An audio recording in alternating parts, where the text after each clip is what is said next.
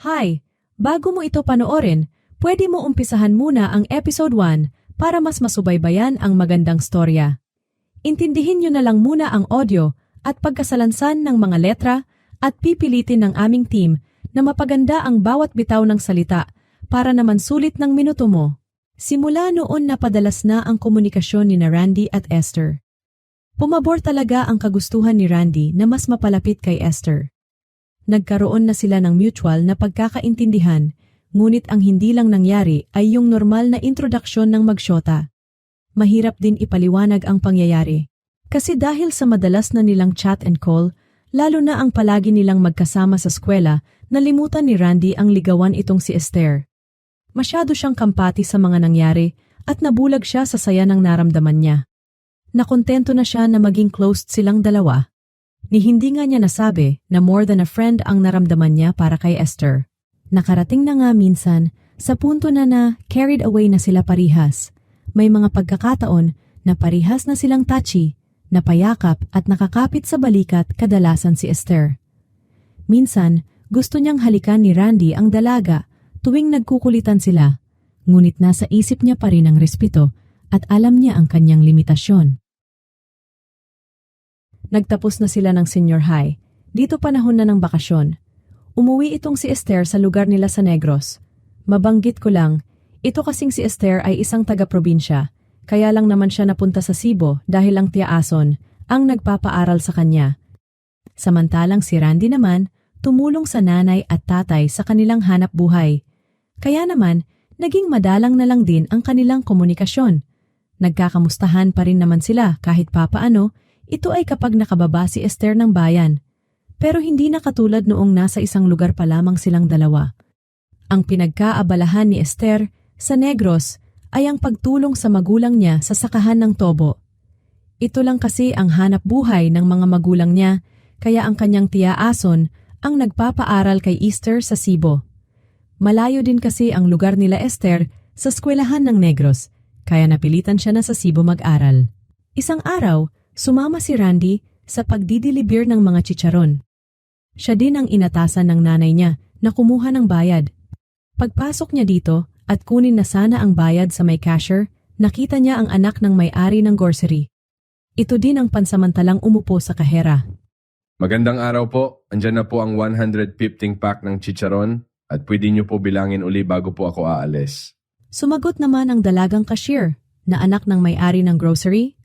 Yan na pala ang order ni Mama na chicharon. Magkano po ba lahat mababayaran yan, boss? Bali, 3,000 po lahat, ma'am. Okay, boss. Ito na po ang bayad at pakisulat po ng number at name nyo sa logbook. Tawagan na lang po kita pag may problema sa bilang. Wala pa kasi akong oras magbilang. Wala pa kasing tutulong dito. Sinulat naman ni Randy ang buo niyang pangalan at numero.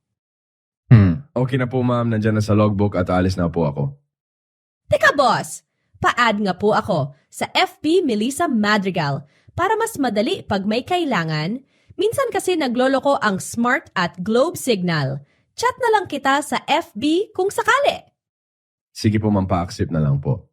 Salamat, boss! Mamaya check ko, pero mag-iwan ka ng chat para makilala ko na ikaw yon. Wala pong problema, ma'am. Alis na po ako. Salamat po. Sige, boss. Ingat po kayo. Pagkatalikod ni Randy, napangiti ito at parang may kilig sa mukha niya. Ang ganda naman ng tindira na yon. Kaso parang suplada at may katarayan na boses. Parang hindi naman yata basta-basta tindira lang yon. Siguro kabit yun ng may-ari ng grocery store. Hay naku, Diyos ko, patawarin niyo po ako. At naging judgmental ako. Pagkadating nitong si Randy sa bahay nila, nagchat kaagad ito at nagpakilala. Hello po, ako nga pala si Randy, yung nag-deliver kanina sa store niyo ng chicharon. Pag meron pong kulang o anumang complaint sa produkto, chat nyo na lang po ako at ako na po magsabi sa nanay kung anuman po iyon. Hindi naman nagtagal nag-reply itong si Melissa. Salamat po. Nabilang na po namin ang laman ng chicharon. At kompleto naman po. Pasensya na po kanina, parang suplad ako. Wala kasi ako sa mood dahil nag-away kami ng boyfriend ko. Nako, wala pong problema yun, ma'am. Wala naman po sa isip ko na nagsuplada kayo kanina. Ako nga nahiya kasi ang dungis ko. At saka kung nagsuplada ka naman po, hindi ko rin naman po yun papasinin. Tanging ang nais ko lang ay maihatid ang mga chicharon, at syempre yung bayad po. Ang humble mo naman, boss. Sana ganyan ugali ng syota ko tulad ko? Bakit po? Ano po ugali meron ang syota mo? Sorry sa tanong, na-curious lang ako. Nayayabangan kasi ako tuwing kausap ko siya. Akala siguro noon di ko siya kayang ipagpalit. Naging kami lang naman dahil sa namimilit siya na sagutin ko. Ano po ibig niyo sabihin? Naging kayo na walang pagmamahal? Pwede ba yun? Hayaan mo na, boss, lalamig din ulo ko sa kanya bukas. Matanong ko lang, boss, ikaw ba hindi ka inaaway ng girlfriend mo? Aha, wala po akong girlfriend. Dati po best friend, meron Esther pangalan niya. Kaso umuwi na ng Negros. At hindi ko alam kung babalik pa siya dito sa Cebu. Babae best friend mo, boss? LGBT ka ba, boss? Ay naku po hindi. Straight po ako ma'am. Paano naging best friend mo babae? So tibo siya, kaya naging mag-best friend kayo? Actually, para din po kaming magsyota. Ngunit iba po iyon sa magkarelasyon kasi wala naman pong ligawan na nangyari at wala pong label. Basta ang hirap ipaliwanag. Sana nga naging kami nang maranasan ko naman din magkaroon ng girlfriend. Ibig sabihin, never been touched, never been kissed ka ba, boss? Sabay tawa na sagot ni Melissa na may sad emoji. Tumawa na rin itong si Randy na may halong lungkot. Pakiramdam niya na miss niya itong si Esther. Kaya naman naisipan niya itong e-chat ang dalaga. Ang masaklap lang, napakahina ng signal ni Esther sa lugar nila. Kaya ito ang isa sa pinakaunang dahilan ng kanila pagkawala ng komunikasyon. Ang totoo talaga sobrang napamahal na itong si Randy kay Esther at ganun din ang naramdaman ni Esther. Pagsubok kaya ito ni na Randy at Esther? Makapaghintay pa kaya ang dalawa kung itadhana na makabalik si Esther ng Cebu?